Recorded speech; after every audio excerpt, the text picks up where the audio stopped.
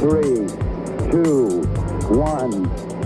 Racing World is presented by Race Control Magazine.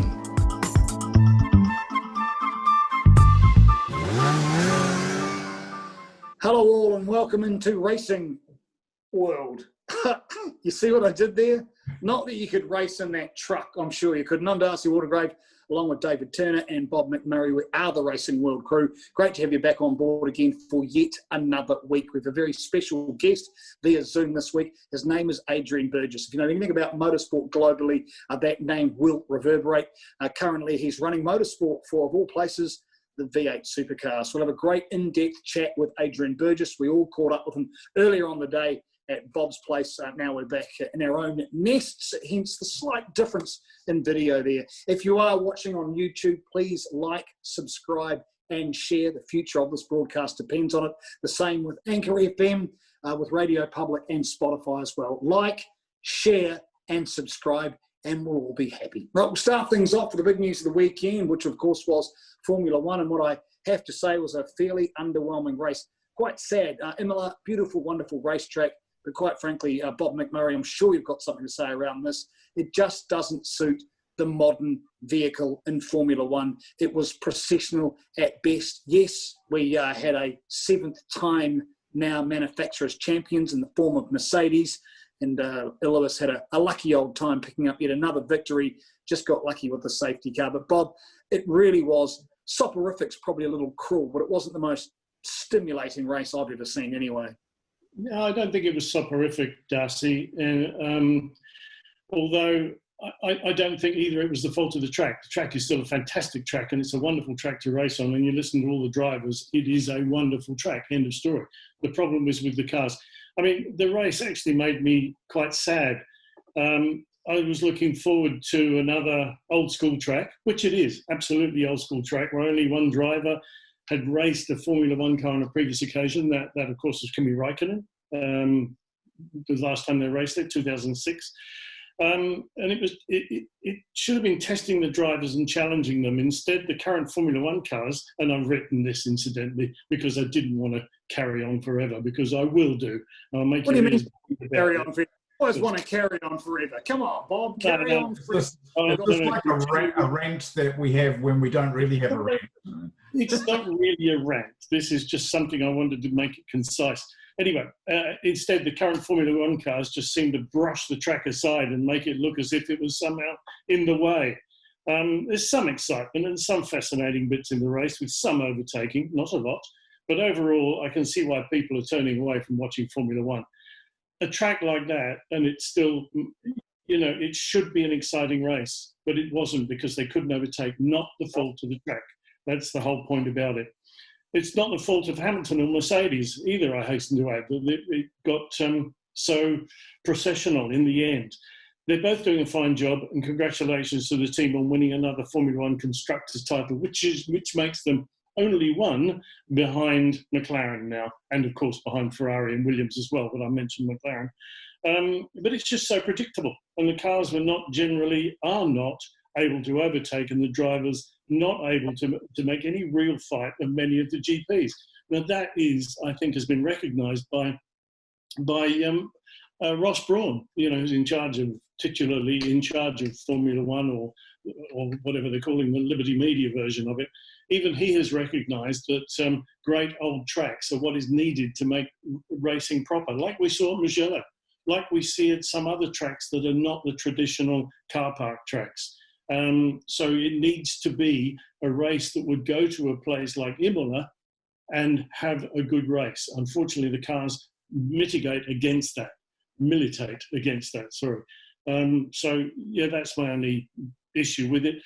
The weekend's winners, well, the 2-day weekends for a start. I thought that was pretty good, having a 2-day weekend. Mercedes and Hamilton, obviously. Alpha and both their drivers, they won out. Ricciardo, including his shoey, ×2, got Lewis Hamilton to do something he never said he would do.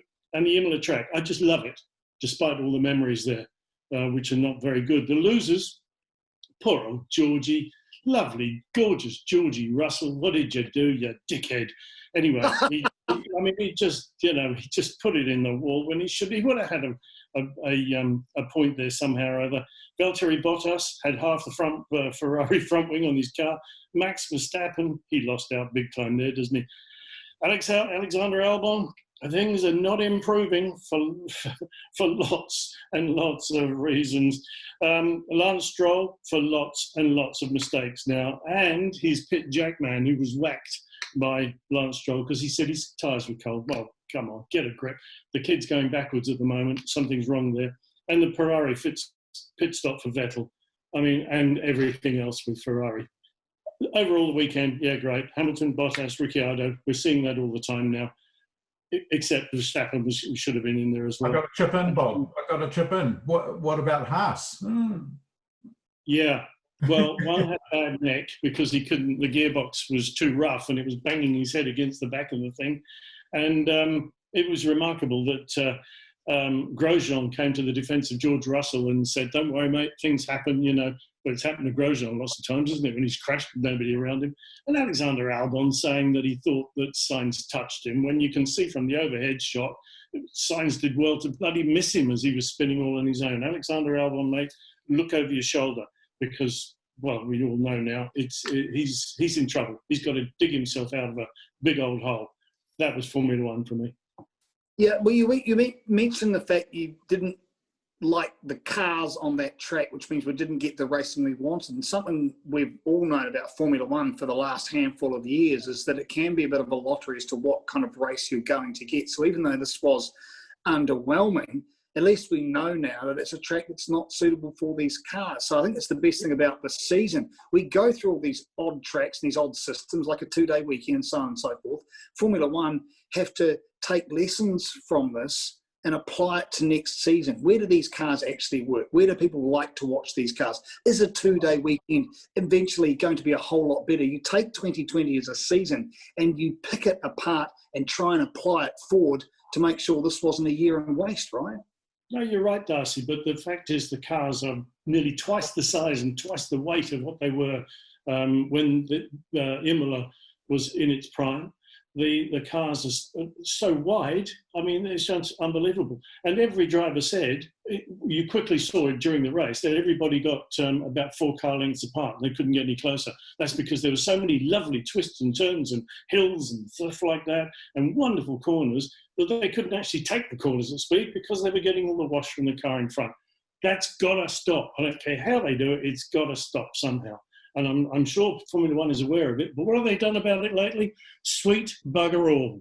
They've just made you're talking about the last 30 years. Look, let's get away to the States where they can put passing races on in the form of IndyCar. David Turner, what's happening over there in the Indy circus currently? First of all, I'll counter everything Bob's just said about passing, not passing. No, IndyCar does that. Championships over the wire. No, IndyCar does that. Close racing, no, wait, IndyCar does that. So all the cars are the same in IndyCar. All the cars are the same. So anybody can do that. You do that in Toyota Racing Series. But no, quite a bit happening, really, considering that the season only finished just last week and we're already talking about the next season. So there's been a lot going on. Big movement within the Chip Ganassi racing team. They announced Alex Plough joining the team, so that's pretty big. A big loss for Dale Coyne Racing in some ways. And it's, again, a bit like Formula One, Bob, where we have teams like Williams that have brought young drivers into the equation only to lose them to the bigger teams. So that's a case of that. Jimmy Johnson testing with Ganassi Racing this week as well. So there's a lot going on. Calendars announced. They'll have an oval before Indy. So, yeah. McLaren have got a new driver as well. Sorry, what was that? McLaren have got a new driver in IndyCar as well. Yep. There's a lot of change going on. So from Ganassi. Yeah, one from Ganassi. So I think that combination actually at McLaren with Pato O'Ward, who we've talked about many times, and then teaming him up with Rosenquist as well, could be one to watch, especially when you see the form that Pato had in that last quarter of the season. It's not the same Sam Smith team that we've seen for the last few years, that's for sure. So people like Hinchcliffe and that, they delivered, but it's gone up another notch. So, yeah, very exciting times. And then obviously there was the prize giving where our own Scott Dixon collected yet another trophy, and Chip collected yet another trophy. But, as far as those guys are concerned, season's done and dusted. They're testing at Barber this week, and then across to the West Coast into Laguna before the testing ban comes into play. So, yeah, a lot going on in IndyCar, and it's all good. All good. Bob McMurray, other events happened over the weekend. We'll take a wee look at those before we get to Adrian Burgess. What's in your mind? I know NASCAR keeps going because that's a constant. Well, it's coming to the end of its constancy, because we are now down to this coming up. This next race is at Phoenix, and we're now down to the last 4 drivers to battle for the championship. There's Joey Logano, Chase Elliott, Brad Keselowski and Denny Hamlin. That's 2 Penske drivers in the last 4. Even in NASCAR, they've got Penske all over it. So the ones that were eliminated in the last race in Martinsville: Kevin Harvick, Martin Truex Jr., Kurt Busch and Alex Bowman. So we're down to those 4. And the World Tour, and by the World Tour of NASCAR, I mean how many times can they go around the world in one season in mileage? That's coming to an end after Phoenix. We had the IMSA WeatherTech sports car race at Laguna Seca, and Earl Bamber was in action again, but this time he won his class, the GTLM class. He was 9th overall in the race with the DPI cars. That's the Daytona prototype cars. And Earl won Earl and his his co-driver, Lawrence Van Tour, won in the Porsche 911 RSR, won the GTLM class. So good. Earl Bamber's back on the scene. Jackson Evans won the Porsche Carrera Cup France title as well at the weekend. That was pretty good. We had, incidentally, just rushing back to these shores, we had a race meeting last weekend at Hampton Downs, where I was at, and we had muscle cars and Mazdas and all sorts of other things, including of which was their what I was there for, TR86 race. It was 2 1-hour enduros. The first race was run by Daniel Gordon, Taylor Bryant. The second race, Billy Fraser and Connor Adam. Billy Fraser being he's looking at Toyota Racing Series coming up soon, and Connor Adam is well experienced in the 86 class. And the round was won by Christina All-West and Rowan Shepherd for 2 points by Taylor Bryant and Daniel Gaunt. And Connor Adam and Billy Fraser were third. I'll reverse all that. Yes. Because I wrote them down the opposite way. Connor Adam and Billy Fraser won it with 142 points. Taylor Bryant, Daniel Gaunt second, and Christina All-West and Rowan Shepherd were third in for the round. So apart from me paying complete attention and getting the results around the wrong way, that was what happened last weekend. That's all. A note for you there, Darcy. It's probably better that we do our shows during the day than the night, because obviously Bob reads things backwards at night time. Yeah, well, we did do something during the day here at Racing World. If you are listening on Spotify or Radio Public or Anchor FM, please like, subscribe and share. Same with the YouTube video broadcast. Earlier on the day, Bob, myself and David Turner called up the V8 Supercars man, Adrian Burgess. That interview is coming up next on Racing World. Perspective Group is a leading media production company based in Auckland, New Zealand. Established in 2009 by former TVNZ producer David Turner, Perspective Group offers you a vast arrangement of media options to fit any size or budget. It covers truly global services supported by some of New Zealand's leading media talents. For more information, contact Perspective Group Limited at perspectivegroupltd@gmail.com and check out the website perspectivegroupltd.com, where you'll find even more information on creating your media solutions. You have a dream. You have all the drive in the world. You have talent to burn. Now all you need is a chance. Toyota are committed to developing and nurturing New Zealand's next generation of world-class racing drivers, because if you can dream it, we can do it. We're joined now on the Racing World podcast by a very special guest, a good friend of Bob McMurray's, kind of a friend of mine. And David, you've just met Adrian Burgess. Yep. Adrian Burgess, long-standing friend, is the head of motorsport for the Virgin Australia V8 Supercar Series. Adrian, thanks very much for joining us on the program after what's been a truly bizarre season for the supercars. One like no other, and let's hope it doesn't repeat, hey?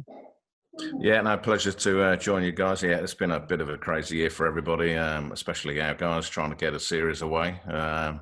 Yeah, we had to duck and dive and adjust on the run pretty much all of the year. But no, we're really happy and proud that we managed to get the series completed and finish off a crazy year with a fantastic event in Bathurst as normal. I guess, Adrian, we should explain that you're not surrounded by various advertising hoardings for Virgin and Supercars and all sorts of things, because you are isolating. You're still on your journey back home after Bathurst, which is probably the longest journey you've ever taken for the shortest distance. Yeah, look, we are doing our 2 weeks to enter back into Queensland. We need to do 14 days in a bubble in northern New South Wales. But look, we can't complain. The amazing guys down in Melbourne did 105, 106 days on the road this year. So for us to do 2 weeks at the end after Bathurst is it's a pleasure to do it. We talked to Andre Heimgartner last week, Adrian, and he told us about the number of meals that Kelly Racing had out. They presented themselves with these little trophies, and it's an outstanding number, really, for the Victorian teams to be on the road that long and how they cope with it, which is a testament, actually, to the whole series. Yeah, look, it's incredible. Those guys, Kelly's, all of those Victorian teams, they've done an amazing job. And as we all know, it sounds like a cliche, but it's not. It really is an important point. But the families that have supported them through that, and the wives and the kids and the husbands and all those guys that allow them to go and keep the series going, which they have done, is just amazing, and they deserve the biggest round of applause you could ever give someone. But yeah, it's been crazy. I mean, we were lucky being based in Queensland. I think the longest stretch we did was about 6 weeks for our guys without going home. So we're certainly not complaining. We've had it easy compared to those guys. But yeah, it's been challenging, as you can imagine. I think we did 6 events in 7 weekends, which, if you'd asked any team in normal sort of season if they'd consider that when you're showing them a calendar, they'd just tell you to take a run and jump. So, but it just goes to show you how adaptable you can be when you've got to get the show on the road and sort of stay in our own little bubble. We were block booking hotels and everybody was staying in the same place, and we weren't going out anywhere. We were just living from the hotel to the racetrack, and really trying to keep ourselves self-contained so we could get our events away. And the paddocks were locked down and no one was allowed in, and we developed our own sort of apps where you give yourself a health check each day before you come into the circuit, and if anyone wasn't feeling well, you weren't allowed in. So we took some quite extensive measures to protect the people, any public we did come into contact with, and the product, which at the end of the day is our racing and our series. So everyone did an amazing job. It was sort of weird, but nice actually to be part of it. You feel like you've achieved something at the end of the year. Was there any unintended, positive consequence out of what happened through the series that maybe you might be able to take on and apply for next season? Cost cutting, or the size of the teams, or the frequency that you race? There must have been some positives that maybe you can look toward that you wouldn't expect in the first place, Adrian. 100%. At the start of this sort of, when we all left Melbourne from the Grand Prix, we obviously all sat down. We didn't know what was in front of us, as nobody did, but you sit there, and we had a couple of months to really reflect and talk to the team owners and the teams about how we can safeguard a business, how we can cut costs out everywhere. So we went from 3-day meetings down to 2 days. Teams were bringing, I think Adelaide, one team took 28 people for 2 cars, and then we rocked up at SMP for our first race back, and we were 13 people, including the drivers. And we kept that throughout the rest of the year. We allowed a few more people at Bathurst. So to answer the question, yeah, I mean, I'm in the process now of doing the rule book and formats and schedules and things for next year. And one of the things we have carried over is our personnel restrictions. And it all adds up. You look at flights, hotels, per diems, all these things. It's a significant amount of money that we managed to save throughout the year. And we certainly will carry through a lot of those learnings into next year and beyond. Adrian, so now Bathurst is done, the champion has departed. You're clearly never healthier. You've never been as healthy as you are now, obviously, because you're getting checked all the time. Does that put a full stop on the season gone, and now you start on the seasons to come? or are you still got a wash up from this year? No, I mean, look, we're having meetings, we're reviewing everything that went on. We're, like every business, we're looking at our structure, looking at our org chart, where we have people, where we don't have people. We're trying to plan. You still don't know what you're planning for. I don't think anyone does. I don't think anyone is foolish to believe January 1 will roll around and the world will revert back to where we were 2 years ago. So we're going into next year developing a calendar that could be flexible if we need it. Are we able to have spectators? Are we not? Are we going to have support categories? Do we don't? There's still so many unknowns. So we're just developing that as we speak, and that will be presented to the team owners fairly shortly. But yeah, I mean, you're right. We're all fairly healthy. I think I've had a little prod up the nose about a dozen times, and some of those were funny experiences. They vary massively from one collector to another collector. So yeah, we've had some fun times on the road, but everyone was happy doing it. Everyone realised how important it was to the business to isolate and and protect ourselves and the business and our families and our fans. So yeah, it was good. It's been a good experience. Adrian, the thing that I noticed, and obviously it's from my background, which is television, and I know Nathan very well, was the fact that whilst the teams were doing exactly what you've just told us, television was doing exactly the same thing in the background, and yet for the viewer and the viewer experience, you would never have known that you were doing pretty much week-on-week events. And I know how much it takes to get television ready at a venue, and that was incredibly impressive what Supercar did, because it didn't reflect on air at all. No, it's been a crazy year. I mean, yeah, Nathan and his guys, as all the teams, have done a fantastic job. We had essentially sort of 450 people that we were trying to keep together, keep in the same hotels. We were chartering planes to get us from Darwin to Townsville and all over the place. And, we actually went Darwin to Townsville back to back and then backed it up again the following weekend. The logistics and the sheer number of sort of schedule changes and freight organisation and hotel bookings and the logistics of the year have been absolutely crazy. So, those guys within the business that primarily look after that stuff have certainly earned their money this year, and Nathan and TV and their crew and everybody have certainly played their part in that. That side of it is nearly as big as the team side. I think I'm about 170 people, for example, within the 12 teams just to keep us racing. But, then you've got the officials, you've got the Motorsport Australia, stewards and officials and all the volunteers that we have coming to help put the events on. It ends up being quite a big show, and a lot of those people have been on the road for a significant amount of time this year. So I'm sure they're all happy now, finally getting home. I'll be looking forward to getting in my own bed in another week's time. We're joined on the Racing World podcast by Head of Motorsport for the Virgin Australia V8 Supercar Series. A couple of significant departures at the end of this year, Adrian.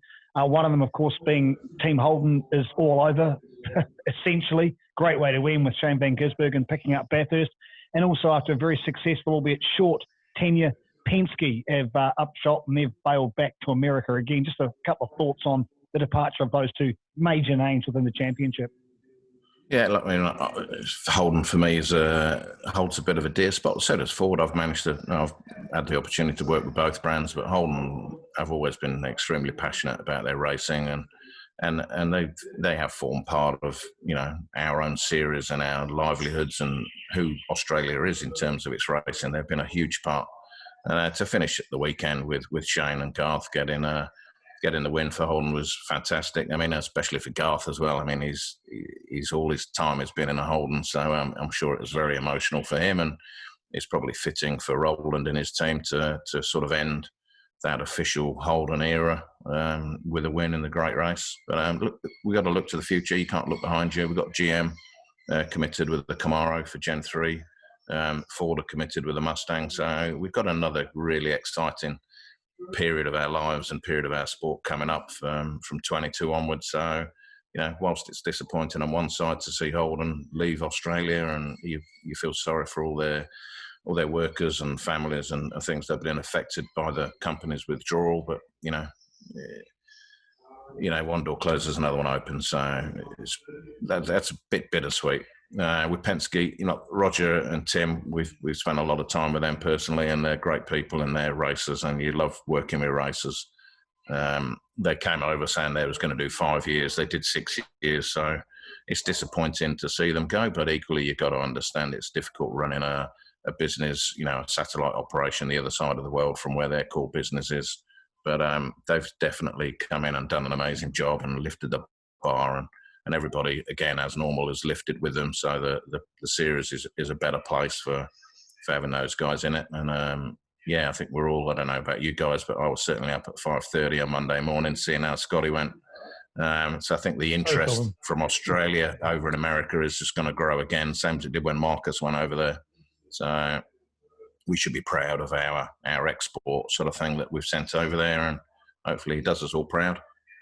Yeah, well, I have a lot to do with the IndyCar series, and the thing that kept coming up again and again on social media threads and mainstream media and everything was the fact that Scott McLaughlin came from V8 Supercar, and so it says a lot about where he's come from, which, to the American viewer, they kind of don't necessarily know a lot about V8 Supercar like our two countries do, but it was a great testament to the series that Rogers groomed this guy, which is the first rookie Rogers taken on since 1999 into IndyCar, but he happened to come from Supercar to get there. Yeah, I'm sure he's going to do a good job. He had a tough weekend, which I'm sure he expected he was going to have a tough weekend. But if you look at his pace in practice, and then you consider the little incident he had in qualifying, he was always on the back foot with the strategy they had to run. But look, he'll be fine. He'll do a very good job. And I think sort of, in the bigger picture, Australia and New Zealand should be extremely proud of its drivers. And they don't seem to travel that well, but when they do travel, with Chaz Mostert won Daytona last year, and these guys, when they travel, they are up there with the world's best. So it's great, I think, that we've had one of our guys head over there, and I'm sure he'll do a fantastic job, and everyone will be proud of him. Adrian, when you came into your present position, you kind of got into a bit of a hotbed of stuff with the VCAT, the aerodynamic stuff, and you got all that sorted out pretty equitably in the end. I reckon they can't be any more even than they are. But now you're going into the whole Gen 3 thing, which is just going to be another hotbed as well, frankly. And I don't really envy you the process of looking after that. But how does that process start? I mean, how does somebody actually say, this is what the rules are? What's going to be the bottom line? How do you start? Simple as that. Well, I'll thank you for the first part, because it felt like a little bit of a backhanded compliment. But look, honestly, we've got some good people. I mean, 2018 was 19 was a bit of a baptism of fire for me. But look, we've got good people. We've got good partners we work with, especially in D2H in the UK.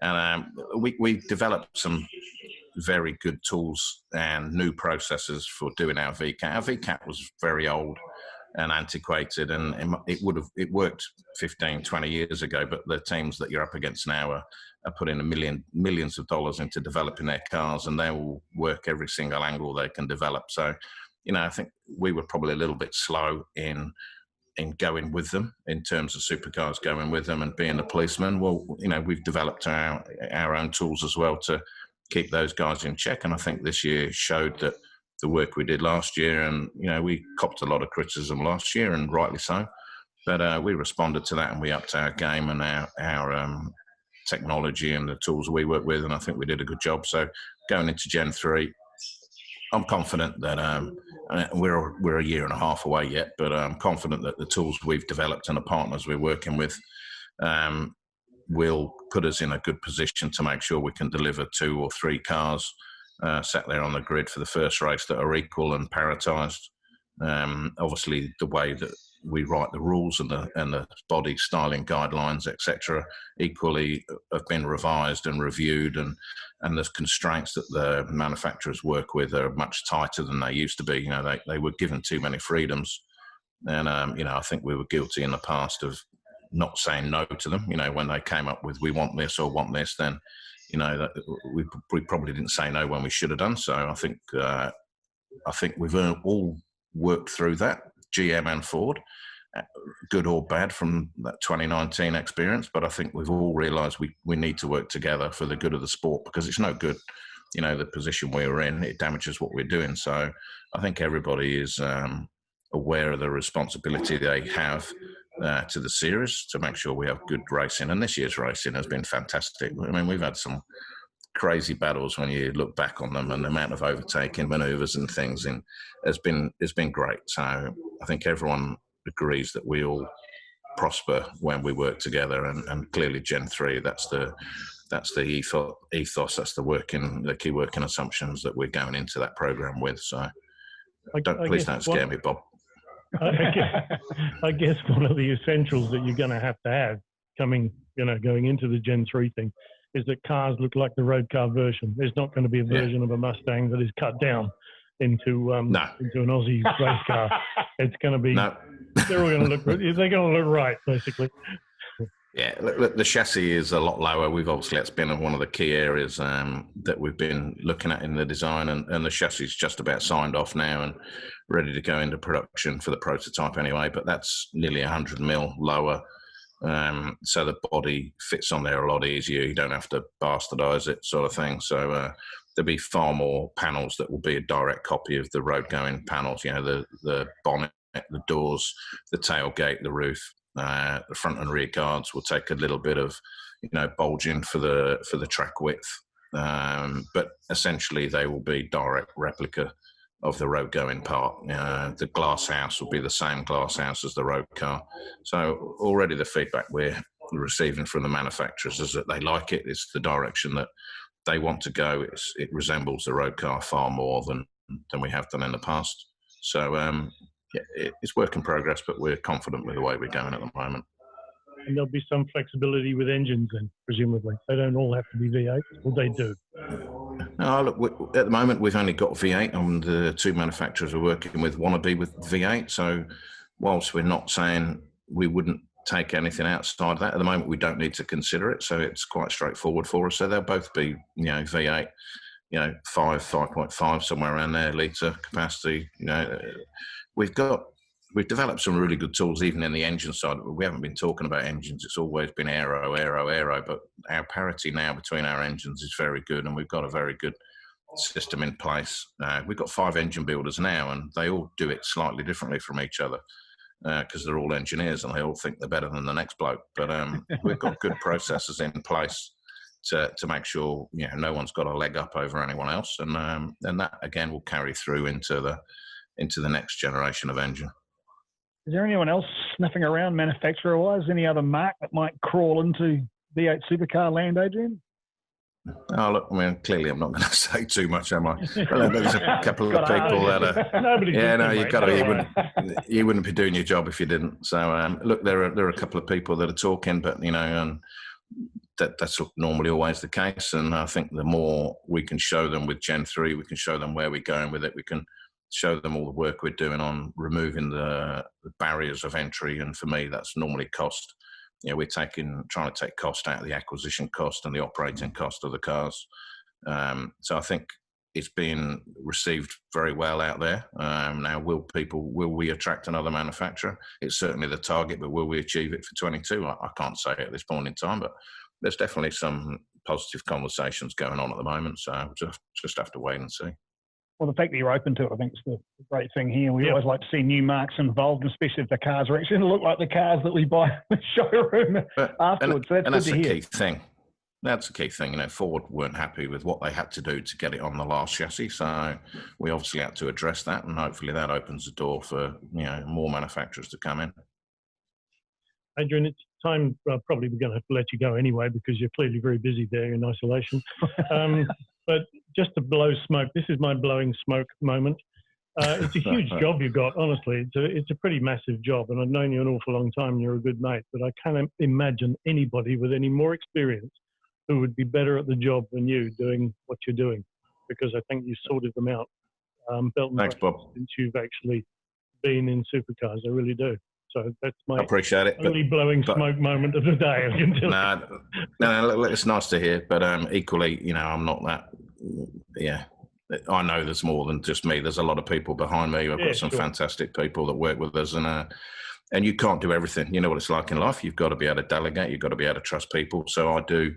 You know, I've got a good group of people below me that take on certain areas of it, and I don't tell them how to do it. They're employed because they're good at that particular area. So for me, I'm just the chef. I'm just mixing everybody together and making sure we've got the right recipe. But it's those guys around me and below me, and some of the contractors we work with, which that have helped us put together what we've got. But I'm enjoying it. I love it. As you know, this is 36 years or something or other. I can't do anything else, but I wouldn't want to do anything else. We've got an amazing series here. We've showed that this year, and hopefully next year will be just as strong. And Gen 3 is such an exciting project coming down the road. So life's good, Bob. Can't complain.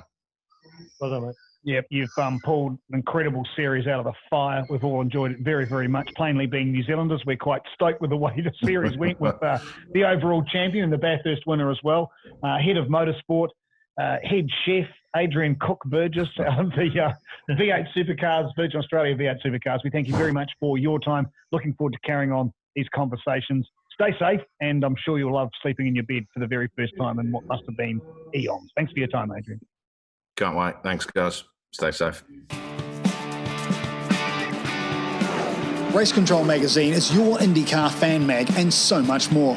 Publishing monthly online on issuu.com, you'll find Race Control Magazine there for you to download and enjoy everything IndyCar and so much more.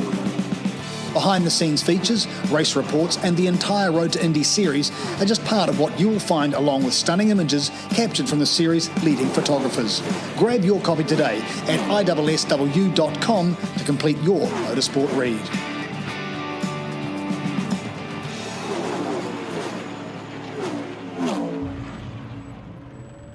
You have a dream. You have all the drive in the world. You have talent to burn. Now all you need is a chance. Toyota are committed to developing and nurturing New Zealand's next generation of world-class racing drivers, because if you can dream it, we can do it. Racing World is presented by Race Control Magazine.